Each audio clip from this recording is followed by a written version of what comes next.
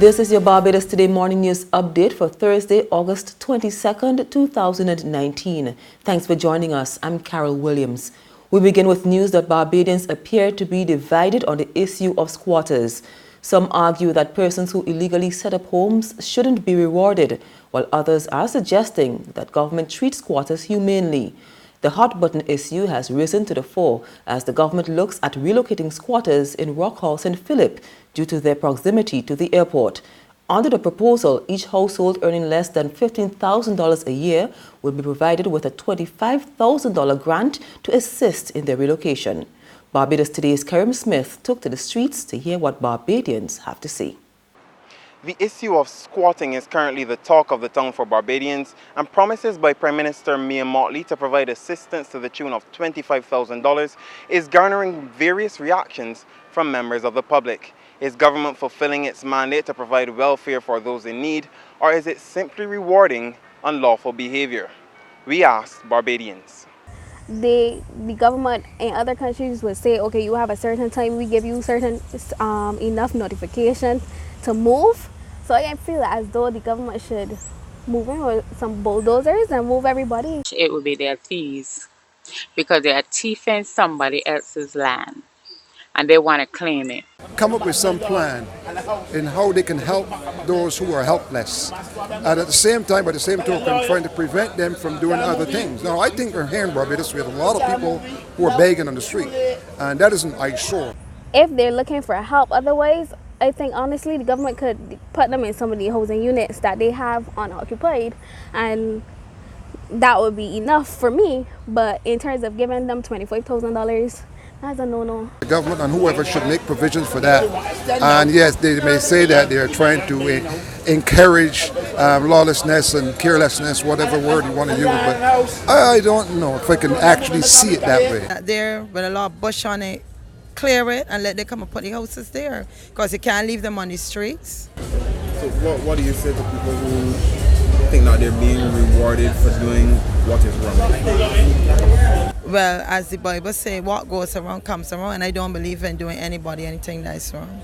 Dairy farmers are crying out for water. They complain that insufficient rainfall is affecting the quality of milk production. President of the Barbados Beef and Dairy Producers Association, Annette Blackett, describes the situation as a major problem. So the drought situation is already a problem. Most of the farms already water harvest. And unless the rain is falling, you cannot water harvest, right? The Barbados Water Authority has been very kind. They have not done anything in particular to affect us because of the shortage, so we do not suffer extended shortages of water at all. So that's not a problem for us. But the drought, where the drought is a problem, is in the forage and the grass, because without the water to wet the plants, preferably rainwater, you have a severe problem with drought, with forage. The forage is not good because it is not fertilized properly, and then you have an impact on the production of the milk. And the solids. Right, and the solids, because the solids are an important factor in production of milk. Association Vice President Brian Allen says problems with the foliage further compounds problems for dairy farmers who are already struggling with other issues. That, combined with the increased water prices, has put it in a very, very tenuous situation with the dairy farmers' finances. Because you have to feed more feed, first of all, more concentrate to make up for the lack of forage. You're getting quality deductions because of poor quality or lower quality milk. And then on top of that, you got a huge water bill. So it is really a perfect storm for the dairy farmers at the moment. A raw deal. That's what Opposition Senator Caswell Franklin has accused the Barbados Light and Power Company of giving Barbadians for the provision of power. He isn't happy with the amount of money residents have had to pay for electricity, and he knows that foreign exchange is also going out of the country. He credited government for taking steps to end the BL&P monopoly.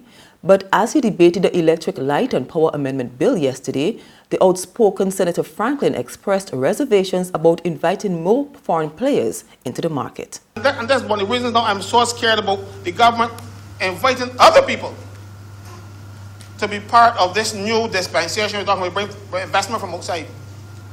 But that can defeat the purpose. Barbados, if we do need any technical skills, we can buy them. Pay a consultant, come and show us what to do. We don't need to have their money, because when they bring in their money, they're going to have to send up some money too. So the money that we are spending for oil to produce electricity, we are not going to say we're not going to be spending that, but now we're going to still be sending out money for profits for the people who invest. Barbadians can invest in this energy sector. Right now, I've seen the vultures circling already. I thought the Barbadian ones, that is.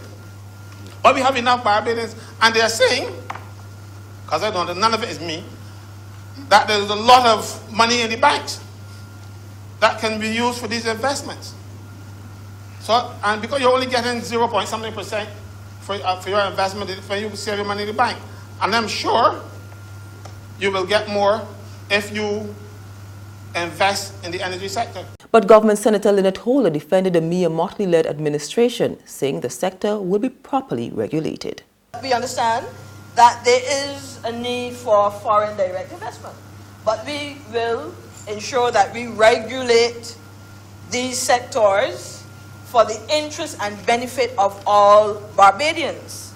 Mr. President, this bill before us represents our effort at a new market structure for the energy sector and shifting the monopoly that existed. I heard a senator speak to this utility company and the monopoly that it had for decades, and we are seeking now to decentralize that. There's regional and international news after this short break.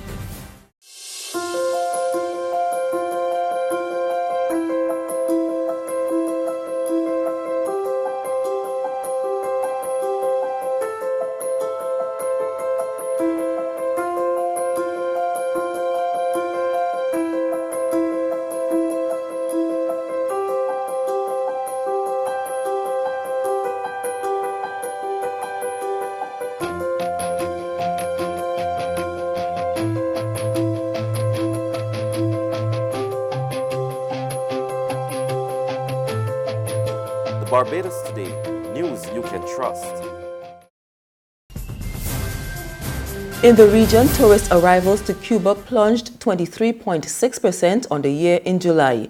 This confirms the blow dealt to the sector by the Trump administration's tightening of U.S. restrictions on travel to the Caribbean island. Data from the Statistics Office had already shown a 20% drop in arrivals in June, after Washington that same month banned cruises to Cuba and made it harder for U.S. citizens to get an exemption from the ban on travel there. Last month, the Cuban government revised its estimated arrivals for the year to 4.3 million from its original goal of more than 5 million. And finally, military and civilian members of Sudan's newly formed ruling body have been sworn in at the presidential palace in the country's capital, Khartoum. The Sovereign Council will rule Sudan for a little over 3 years until elections can be held. It replaces the Transitional Military Council that took power in April after the long-term ruler was forced out of office following months of mass protests against his nearly 3-decade rule. And that's news, but for the very latest, visit our website at www.barbadostoday.bb. You can also subscribe to our e-paper, email updates, or like us on Facebook. And sign up for breaking news alerts via WhatsApp. We're also on Izumi Media in bus terminals, as well as screenplay at supermarkets and gas stations near you. You can also hear us on Mix 96.9 FM and Capital Media HD 99.3 FM. I'm Carol Williams. Have a good day.